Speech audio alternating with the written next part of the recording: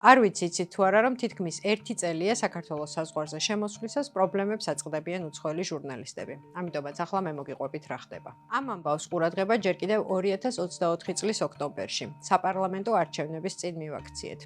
მაშინ რამდენიმე ევროპელი რეპორტიორი თბილისის აეროპორტიდან ყველანაირი ახსნა განმარტების გარეშე გააბრუნეს უკან.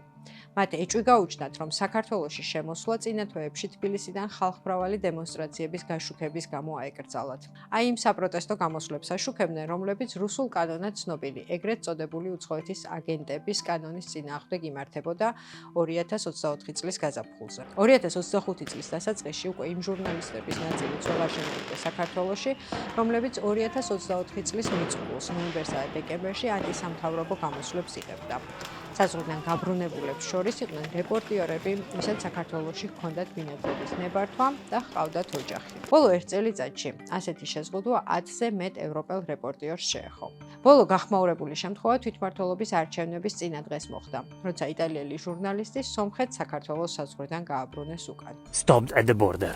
Georgian police told me you can't enter unless you pay 5,000 lari. So what is this really? Rule of law or silencing journalists? რატომ ყვებით ამ ამბავს ახლა? საქმე იმაშია, რომ საზღვრიდან უკან გაბრუნებული ჟურნალისტები, რომლებიც თვლიან, რომ საქართველოს მათი უფლებები დაარღვია, სასამართლოში ჩივიან. სასამართლომ კი ამ დრომდე თითქმის ყველა საქმეზე გადაწყვიტა, რომ საზღვარზე დაწესებული შეზღუდვები კანონიერი იყო. დავინტერესდით, რას იყენებს მოსამართლე კანონიერების დასადასტურებლად სასამართლოში განხილვებისას.